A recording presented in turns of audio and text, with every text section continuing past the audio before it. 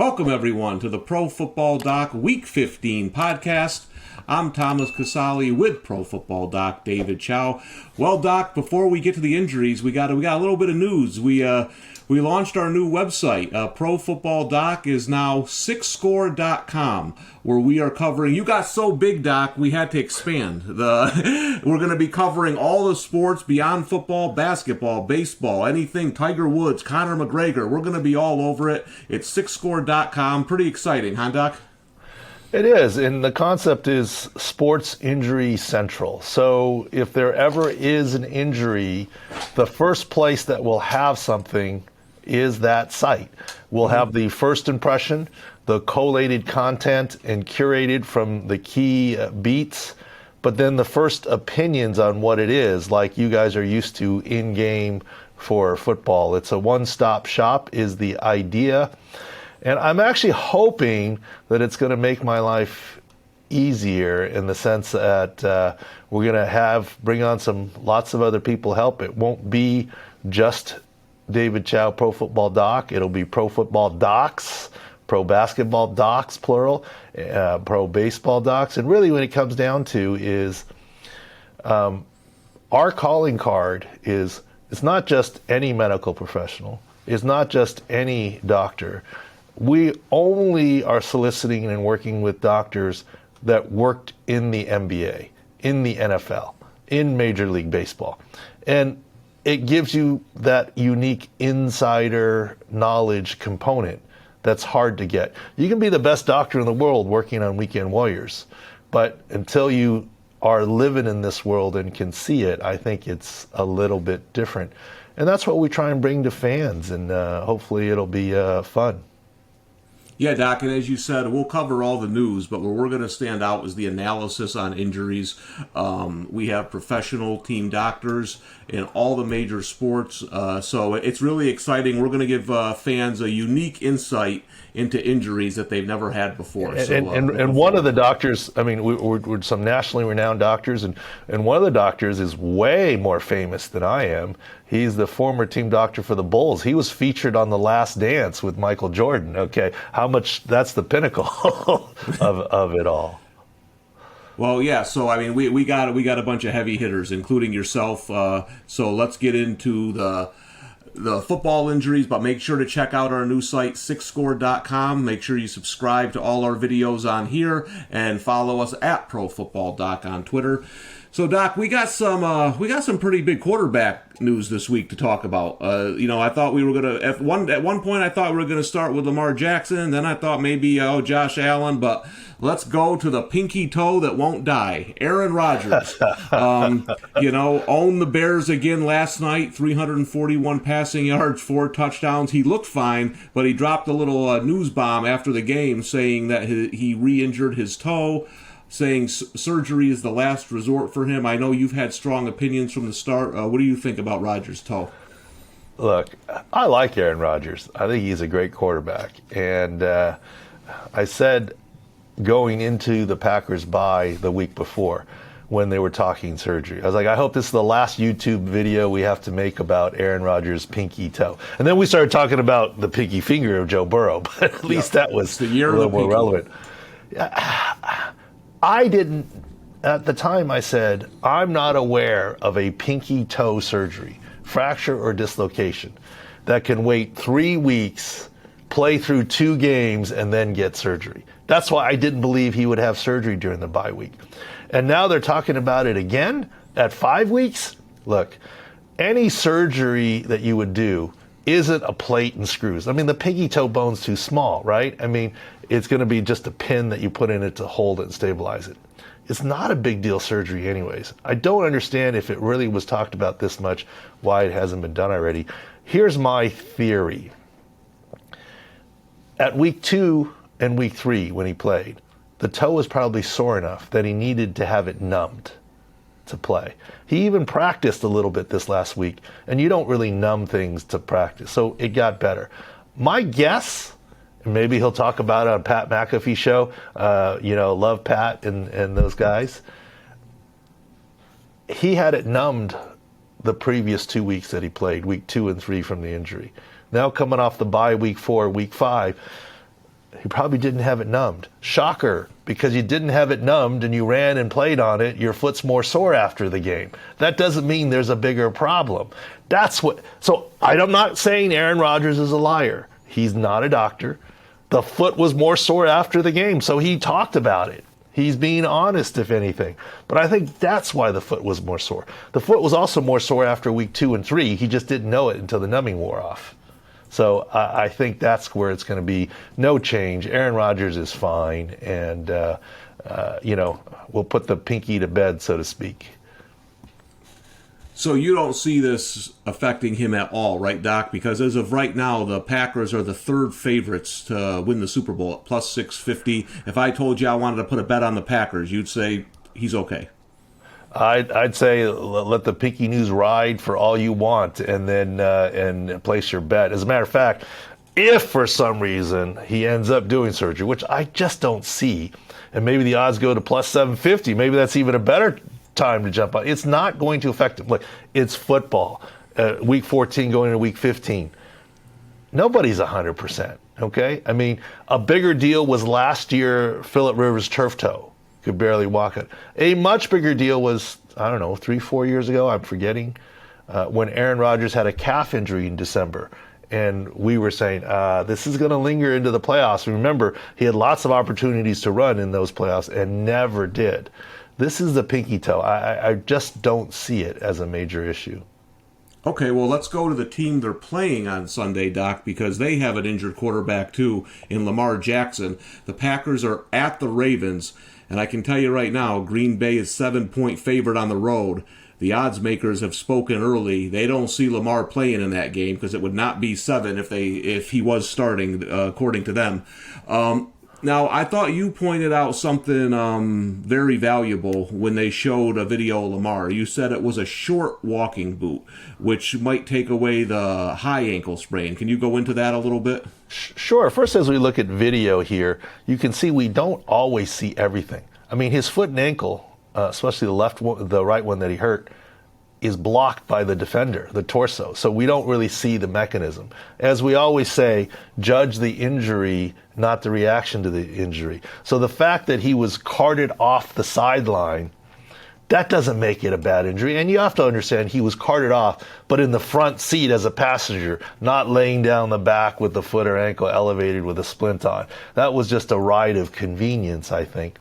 And what you're talking about, Thomas, is here we have a picture of him afterwards with his right foot and ankle in a boot. But that is a short boot. That's shorter than a ski boot. Look, Josh Allen's toe boot, and we can go to that later, is longer than this one. Look, I'm sure the Ravens had the right length boot there for him. You travel with an airplane full of cases of stuff and different things. They chose to put that boot on, indicating to me this is not a high ankle sprain that you have to worry about getting more sore the next day. This is a precautionary boot for a low basketball type ankle sprain because of the height of the boot, unless you're trying to theorize the Ravens just don't have the right equipment, and I find that very hard to believe. So that's where we sit here. Look, I don't know anything about the betting, gambling, and line-setting world like you do. But to me, and here's a picture of Josh Allen's boot, and we'll get to Josh. You can see how much longer that boot is, and that's a turf toe injury.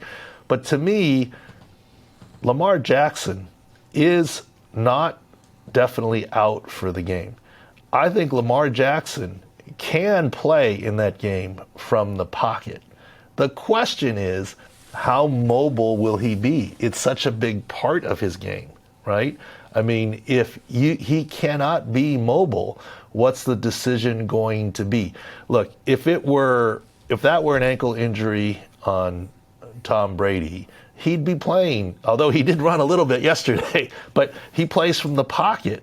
Lamar is so dynamic, he plays outside the pocket, and because of that threat, he gets to throw against 8-man boxes, and it's an advantage. So the question isn't necessarily binary, can he or can't he? It's can he be Lamar Jackson, or is it a limited version, and then the Ravens go a different direction. Not that he's not great. I'm just saying that part of what makes him great is the mobility. Yeah, no, for sure. And we're getting to the point of the year, Doc, where if you can play, you play, because the Ravens are fighting for a playoff spot. They're fighting for the division. I will say this, based on the opening number, that would have been Packers -4 probably on the road, 3 or 4. So the early number is shading towards Lamar not playing. So if you believe there's a chance he could, so maybe 7 points, take a look at it, right? Yeah, I mean, I think we're going to start to, where do I see this going? It's the proverbial questionable and game time decision. Yeah. This is what's coming here. And so maybe that 7 will move to 6.5 or 6 or whatever. So maybe you want to get on it if you like Baltimore. Who knows? And Thomas, I got the guys next to me in the command center here, and they're waving at me saying, hey, we got the news on Lamar Jackson. Ian Rappaport says, quote, just tweeted minutes ago, 11:51 a.m. Pacific time. Ravens coach John Harbaugh told reporters that Lamar Jackson has an ankle sprain. Quote, not a high ankle sprain, end quote. Indicates there are plans for Jackson to be out there Sunday, but we'll see where it goes, right? So here we go. Game time decision Sunday, low ankle sprain, not high. That boot, yes, the Ravens didn't put on the wrong boot. They put on the correct boot for him. And always good to get some confirmation there. Yeah, and again, the spread is 7. I think this is going to be interesting. I got to feel that I got to feel that Lamar's going to play. You're telling me it's not a high ankle sprain, and they need this game. I would guess that he'll be out there. That's my 2 cents on it. Yeah, and I'm curious to learn from you what this is going to do to the line, this information, or the next couple days, and where it's going to change from 7. Yeah, I would say if you like the Ravens, based on Doc's theory and the report we just heard from Rappaport, I would take that +7 now, because that's not going up, that's going down the other way towards the Ravens. So, Doc, a couple of weeks ago I joked this show should be sponsored by Christian McCaffrey, right? Because we talk about him all the time. If it's sponsored by McCaffrey, I guess we're going to have it co-sponsored by Austin Eckler. There's no two players we talk about more than Christian McCaffrey and Austin Eckler. And it's listen, Eckler is a tough runner, especially for his size. So maybe that's why he's always dinged up. But hurt his ankle again this week. They play the Chiefs on Thursday, a short turnaround. What do you think on Eckler, Doc? Yeah, and you mentioned Christian McCaffrey, and look, we've talked about it. I don't know if you're going to cover it today. Look, there's a lot of turmoil in Jacksonville, right, in terms of Urban Meyer and all the stuff, and we even did a little mini pod on it before some of the news broke of calling coaches losers or whatever, his assistant coaches. But hiding behind health, the James Robinson thing, we talked about it. But don't get it twisted. There's something going on in Carolina, too, with Christian McCaffrey being out, this whole deal. But, I mean, look, you fired your offensive coordinator, like, in the middle of your bye week period, 1 week, like, on the day of your bye. Like, didn't you want to get started earlier? What? I mean, there's something going on in Carolina, too, that doesn't meet the eye, in terms of what's going on. Cam Newton, some P.J. Walker, who knows? But that's a sidelight. So getting back to the injury side, the video here of Austin Eckler as he runs into the pile. Pay attention to his left ankle. Right there, that's the high ankle sprain mechanism, not low inversion, where the foot is twisted outwardly. And I think everyone saw on TV the 7 rolls of tape, I joke, that they were trying to put on. And look, they were trying, but tape is very hard to tape a high ankle effectively. And they were spatting over top of the shoe, not on. I mean, that's just very hard. And that's why we said in game, we did not feel like Eckler would come back into the game, and he didn't. Now, to be fair, Brandon Staley, head coach, has said he thinks he's going to be fine. To be fair, Eckler has made some good comebacks before, earlier on timelines. And maybe you need to watch his Facebook or Instagram, and he's going to give it away. But they do play on Thursday. And that's a tough turn, even for the mildest of high ankles. So I think any way you look at it, Austin Eckler, and we're going to do them shortly, is going to have a lower 6 score this week. Even if he can make the bell, there's going to be a share going on in the backfield as they play the Chiefs. It wouldn't surprise me if he plays, because this is for first place in the AFC West. The Chargers are a game back. They're hosting, and if they win, they catch the Chiefs, and they forever own the head-to-head tiebreaker. And so I think this is all hands on deck. This is the game. And so because of that, it would not surprise me if Eckler tries to play. But I don't see him being, effective as much as he used to be, 3 down back, etc., even if he can play. Hey, Doc, you hit on a key point there, I think, for fantasy owners who are entering fantasy playoffs. Make sure to go to sixscore.com and check our six score on Eckler this week, because just because a guy starts or is going to play doesn't mean he's necessarily going to finish or be that effective. So that's one of the reasons why we put these scores together, is so you can kind of make decisions. And if you're in the fantasy playoffs, you start Austin Eckler and he gets 3 carries, then he's done. That's a tough spot to be in. So that's one of the things we try to help people with. Yeah, and no question. I mean, if you look at last week, Darrell Henderson, he's active. We're like, no, he's still got a low 6 score. He didn't do anything. Look, I'm lucky, made it to Scott Fish Bowl 11 playoffs, got bounced already first round of the playoffs, but I'm not a fantasy expert. My team's injury riddled like anyone else's. I get it. If I had Austin Eckler on my team, I might just have to play him, because what other choice do you have? Because how deep can your lineup be? But we aren't touts. We aren't fantasy. At least me. I'm not a fan. I'm just giving you the injury information. And I know on the 6 site, you and your team, based off the 6 score of Alvin Kamara being 91. We're all over the Alvin Kamara over props, right? And I think you were telling me it was 70.5 for the game, and he hit 75 in the first half. He almost doubled his 70.5 rushing yard prop, and that was based on a 91.6 score, thinking Kamara would be fine this week. So that's where we try and be helpful to make your decisions.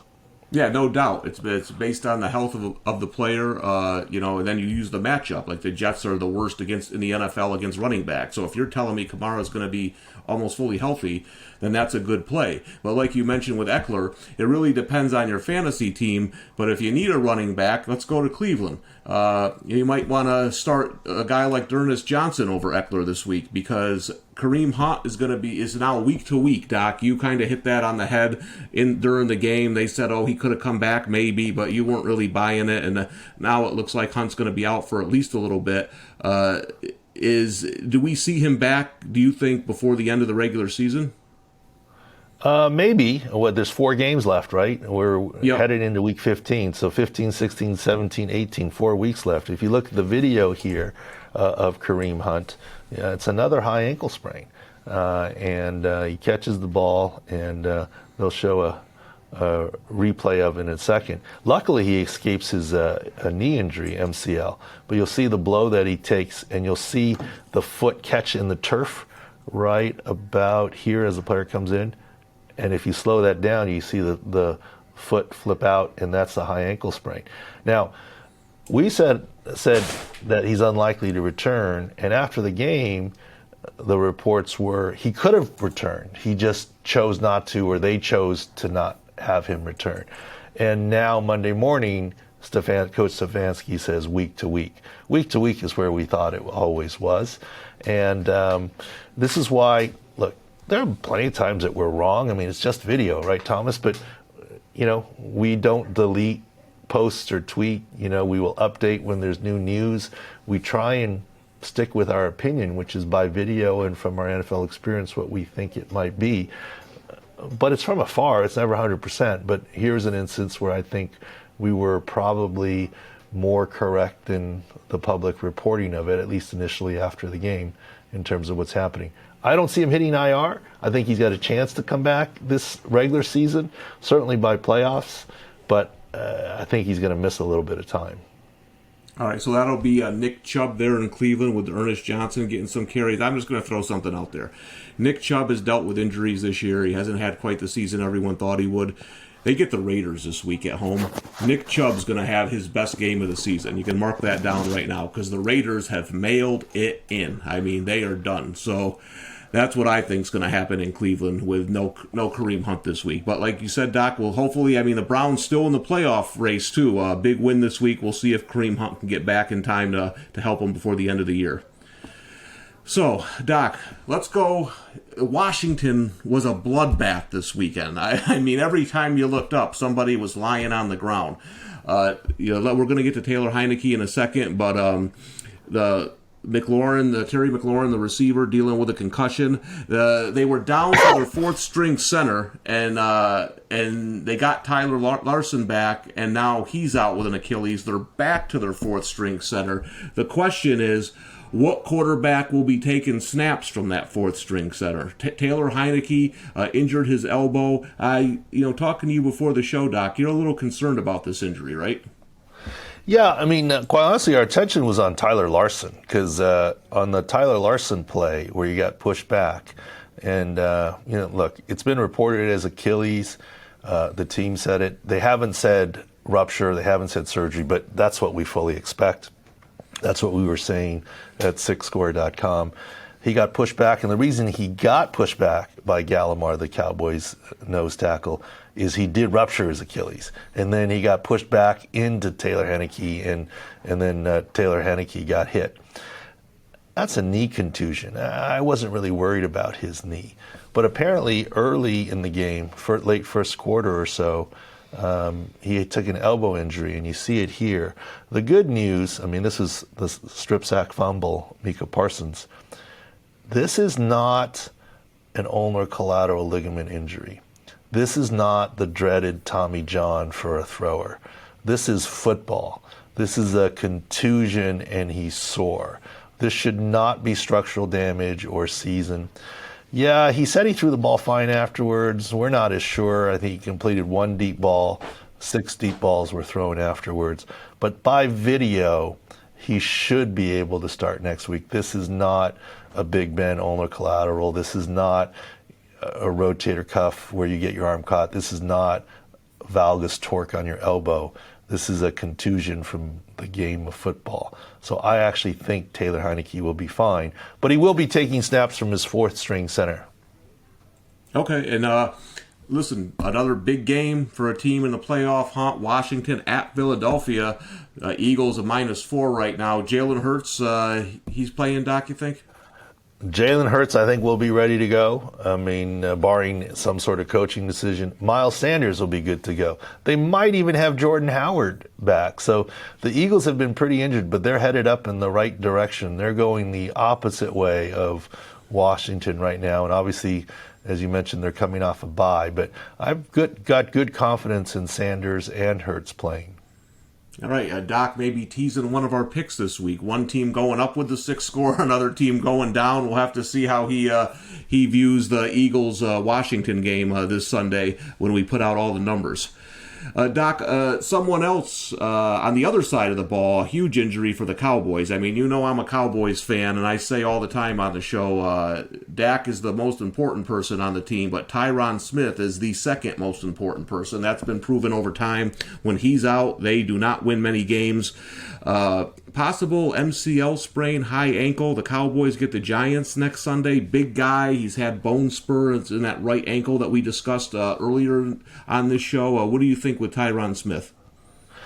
I think it's going to be hard for him to play with the combo high ankle / MCL injury. And remember, it was on his, quote, good side.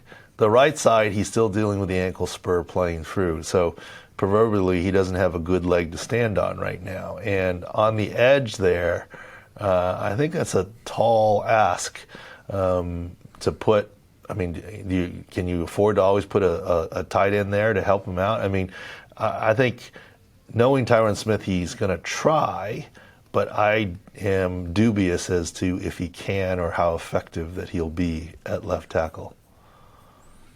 All right, and the Cowboys with a pretty good lead there in the NFC East, Doc, but they're still trying for that home field advantage. They're 10-point favorite on the road against the Giants this week. I mean, no Tyron Smith. We're going to discuss Dak in a little bit. I mean, you gotta have some cojones to take the Giants right now, but at home getting 10, we'll see how that goes. Real quick, Doc, another Cowboys player who didn't play this week, Tony Pollard, the running back, foot injury, didn't play. You thought he could have played with an injection. You think he's back on Sunday? I think he's at least another week if he doesn't take the injection. And I'm not saying he won't. I'm just saying the Cowboys may be planning. And to me, what that showed is that they've got good confidence in Zeke, that Zeke's okay.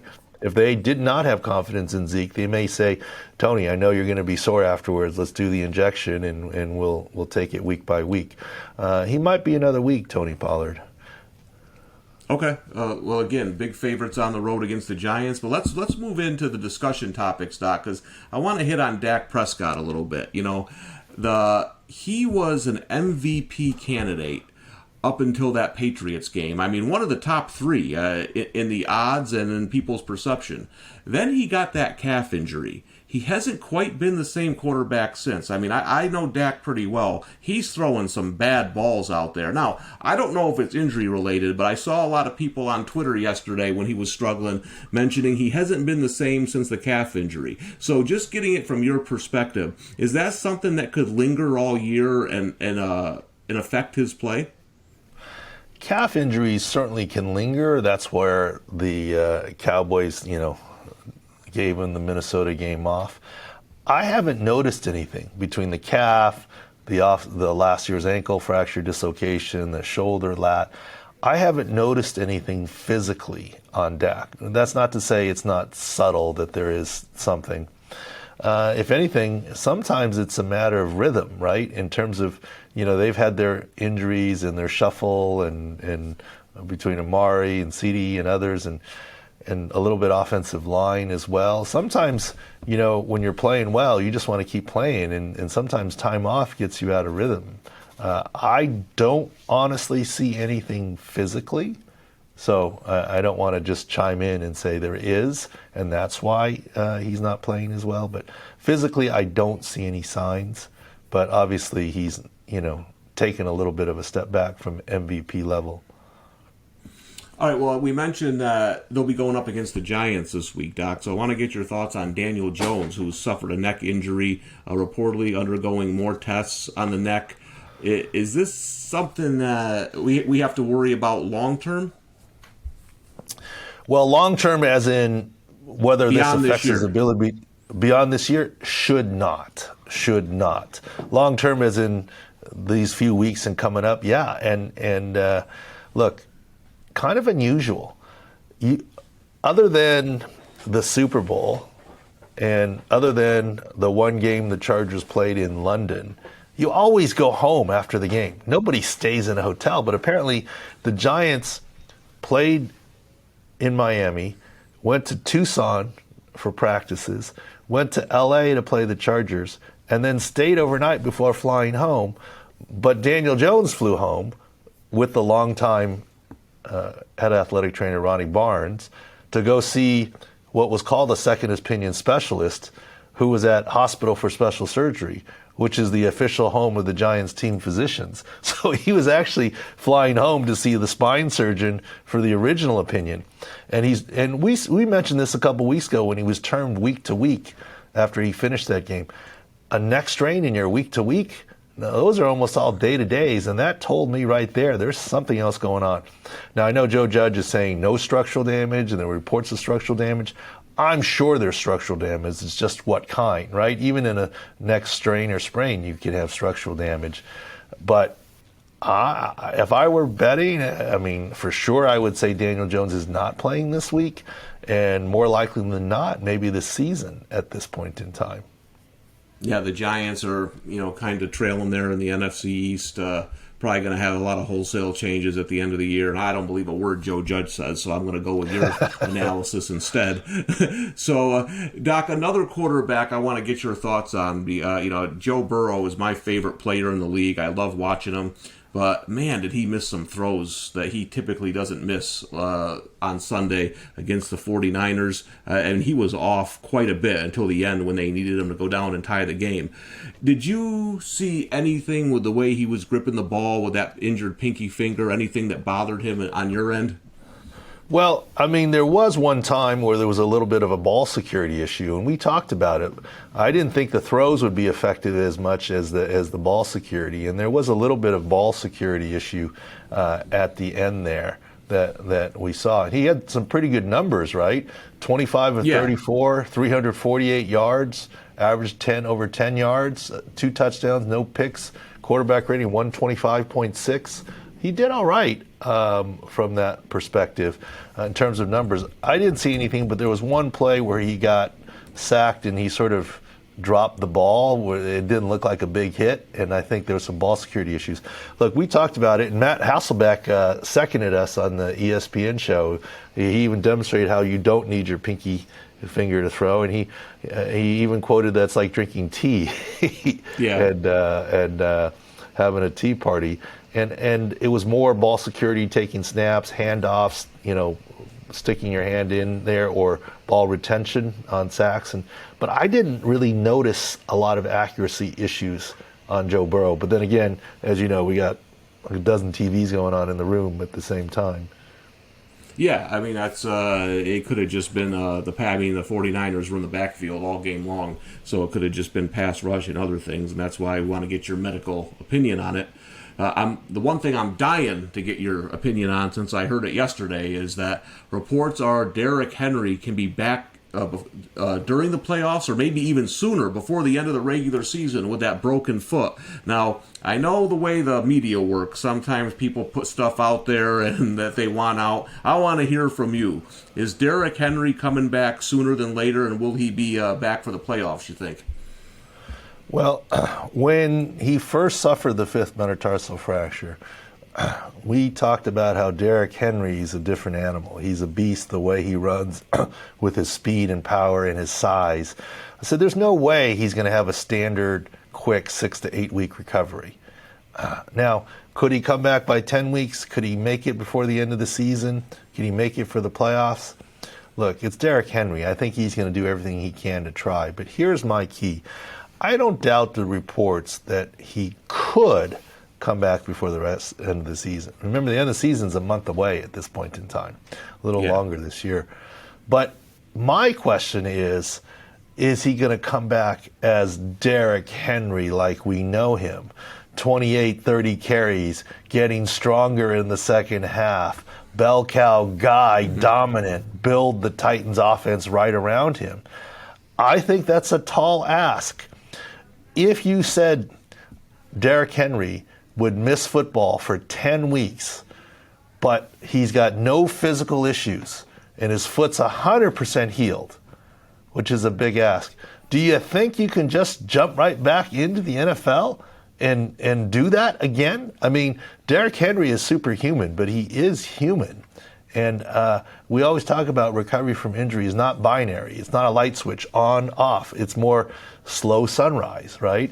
And so let's hope we can get Derrick Henry back before the end of the season, doing some spot carries and feeling better. And perhaps in the playoffs we can get a closer version of Derrick Henry.